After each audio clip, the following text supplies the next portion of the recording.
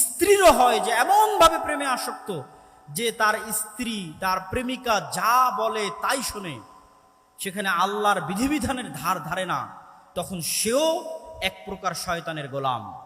তাওহীদ এবং সালাত কিভাবে শয়তানের বিরুদ্ধে যুদ্ধ করে আপনাকে আমি দেখাই। তাওহীদ হচ্ছে ইসলামের মৌলিক বিশ্বাস, যা প্রচার করতে পৃথিবীতে সব নবী রাসূল এসেছে, যা প্রচার করতে কোরআন এসেছে, যা প্রচার করতে মুহাম্মদ সাল্লাল্লাহু আলাইহি ওয়াসাল্লাম এসেছেন। সেটি কি? আমার এবং আপনার অন্তরে এককভাবে অদ্বিতীয়ভাবে শুধুমাত্র একটি সত্তারই জায়গা হবে, তিনি হচ্ছেন আল্লাহ সুবহানাহু ওয়া তাআলা। তিনি রব হিসেবে একক, ইলাহ হিসেবে একক এবং অদ্বিতীয়, নাম এবং গুণাবলীতে একক এবং অদ্বিতীয়। রব হিসেবে একক এবং অদ্বিতীয় পৃথিবীর সবাই মানে, ইহুদি, খ্রিস্টান, বৌদ্ধ, হিন্দু সবাই আল্লাহকে রব হিসেবে একক এবং অদ্বিতীয় মানে, যে আল্লাহ সৃষ্টিকর্তা, আল্লাহ সুবহানাহু ওয়া তাআলা বৃষ্টি বর্ষণকারী, আল্লাহ সুবহানাহু ওয়া তাআলা পাহাড় নদী নালার প্রবাহিতকারী, স্থাপনকারী, আমার আপনার সৃষ্টিকারী সবাই মানে। কিন্তু আল্লাহ সুবহানাহু ওয়া তাআলাকে ইলাহ হিসেবে একক এবং অদ্বিতীয় কেউ মানে না, মুসলমানও মানে না।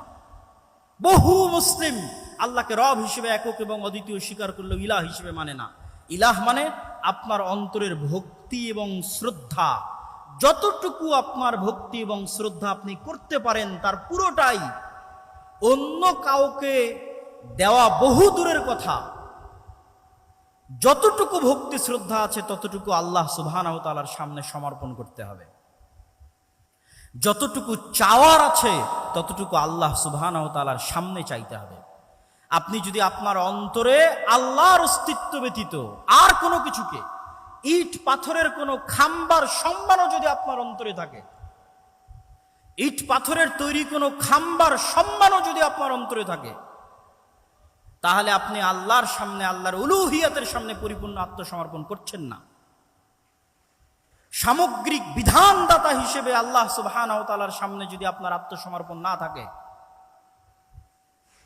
এমনকি ইবনুল কাইয়িম রাহিমাহুল্লাহ লিখছেন যে কোনো মানুষ যখন কোনো মেয়ের অন্ধ প্রেমে আসক্ত হয়, যদিও সেটা বউয়েরও হয়, স্ত্রীরও হয়, যে এমনভাবে প্রেমে আসক্ত যে তার স্ত্রী তার প্রেমিকা যা বলে তাই শোনে, সেখানে আল্লাহর বিধিবিধানের ধার ধারে না, তখন সেও এক প্রকার শয়তানের গোলাম।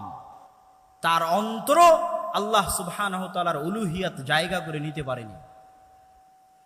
তাহলে ইসলামের মৌলিক বিশ্বাসের একটি বড় বিশ্বাস হচ্ছে তাওহীদ। এই তাওহীদ যখন আপনার অন্তরে একবার প্রবেশ করবে, তখন এটা শয়তানের বিরুদ্ধে কেমনে যুদ্ধ করবে তা আপনাকে দেখাই। ইব্রাহিম আলাইহিস সালাতু ওয়াস সালাম একাই পৃথিবীতে, একক, সারা পৃথিবীর মানুষ তার বিরুদ্ধে, তিনি একক, তিনি একাই শয়তানের বিরুদ্ধে যুদ্ধ করছেন। তো এই একাই শয়তানের বিরুদ্ধে যুদ্ধ করতে গিয়ে তিনি যে টিকে আছেন, তার অন্তরের এই শক্তি কোথায় থেকে আসে? তার অন্তরের এই শক্তি আসে তাওহীদের উপর পূর্ণ বিশ্বাসের কারণে। যেই মুমিন 100-তে 100 শতভাগ তাওহীদে বিশ্বাসী, সে পারমাণবিক বোমার চাইতেও শক্তিশালী। ইব্রাহিমের মতো, ইব্রাহিমকে আগুনে নিক্ষেপ করে দেওয়া হয়েছে, কিন্তু তার বিশ্বাস থেকে তিনি টলেননি। তার কনফিডেন্স লেভেল কোন পর্যায়ের থাকতে পারে, আত্মবিশ্বাস কোন শীর্ষ চূড়ায় থাকতে পারে, যে তাকে আগুনে নিক্ষেপ করলেও তিনি টলেননি।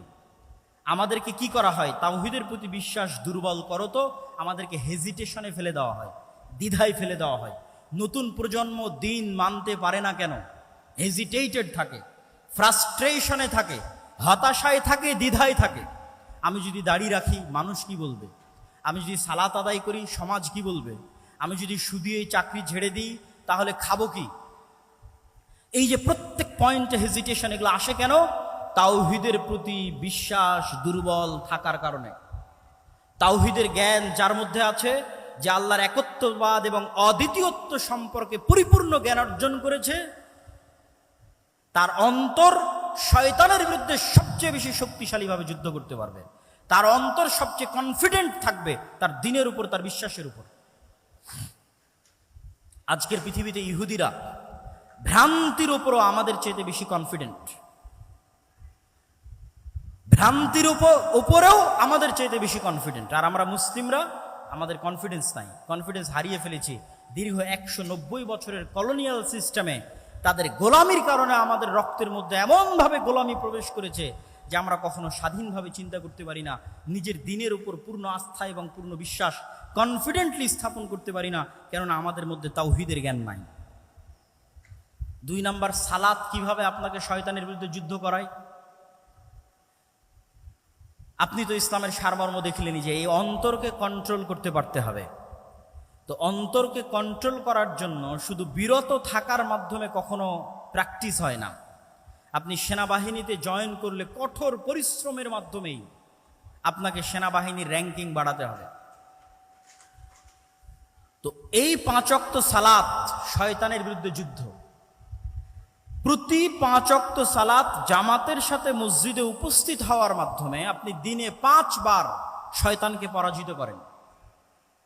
এই জন্য রাসূলুল্লাহ সাল্লাল্লাহু আলাইহি ওয়াসাল্লাম বলেছেন, যে ব্যক্তি টানা 40 দিন মসজিদে এসে তাকবীরে তাহরিমার সাথে সালাত আদায় করলো, সে মুনাফিকি থেকে মুক্তি পেয়ে গেল, জাহান্নামের আগুন থেকে মুক্তি পেয়ে গেল। কেন? মানে টানা 40 দিন প্রায় 200 ওয়াক্ত সালাত, মানে 200টা বিশ্বযুদ্ধে শয়তানকে পরাজিত করা। তো যে এক টানা পরস্পর 200টা যুদ্ধে শয়তানকে পরাজিত করতে পারবে, তার অন্তরের উপর তার কন্ট্রোল ক্ষমতা কায়েম হয়ে গেছে, প্রতিষ্ঠিত হয়ে গেছে। ওই যে রাসূল সাল্লাল্লাহু আলাইহি ওয়াসাল্লামের শয়তান আত্মসমর্পণ করেছে, আপনার শয়তান আত্মসমর্পণ করে ফেলেছে। কেননা 200টা যুদ্ধে আপনি তাকে পর পর পরাজিত করেছে। তাহলে সালাত হচ্ছে শয়তানের বিরুদ্ধে সবচেয়ে বড় যুদ্ধ। এই জন্য সালাতকে এত শক্তিশালীভাবে ইসলামে একটি মাত্র কাজ দেওয়া আছে, আর কোনো কাজ দেওয়া নাই। কেন বলছে আর কোনো কাজ দেওয়া নাই? হজ যার টাকা আছে তার জন্য, যাকাত যার টাকা আছে তার জন্য, রমজান কোথায় বছরে একবার। আর কি এমন ফরজ আছে যা আপনাকে করতে বলা হয়েছে? আপনি খুঁজে বের করেন কোরআন এবং হাদিস থেকে আপনাকে কোনো একটা কাজ ফরজ হিসেবে করতে বলা হয়েছে, করতেই হবে এমন। বিরত থাকার তো অনেক কিছুই আছে, এটা করা যাবে না, এটা করা যাবে না। হ্যাঁ, ড্যাফোডিল ইউনিভার্সিটিতে ভর্তি হলেও তো অনেক কিছু আছে, এটা করা যাবে না। কিন্তু ক্লাসে যদি না যান তাহলে কি কাজ?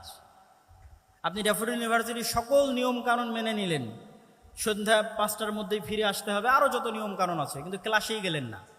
আপনি তো ভর্তি হয়েছেন ক্লাসে যাওয়ার জন্য। তো ইসলামের বাকি সব কিছু যদি আপনি মেনে নেন, কিন্তু আপনি তো এখানে এসেছেনই সালাত কায়েম করার জন্য, সালাত প্রতিষ্ঠা করার জন্য, কেন এটাই শয়তানের বিরুদ্ধে যুদ্ধ। সম্মানিত উপস্থিতি, ইসলামের সারমর্ম বলতে গিয়ে আমরা যে পয়েন্টগুলো তুলে ধরছি, তার মধ্যে ইসলামের মৌলিক শিক্ষা বলতে গিয়ে তার মধ্যে 1 নাম্বার আমরা শয়তানের বিষয়টি তুলে ধরেছি। 2 নাম্বার, শয়তানের বিরুদ্ধে যুদ্ধ করতে গিয়ে তাওহীদের কি ভূমিকা সেটি তুলে ধরলাম।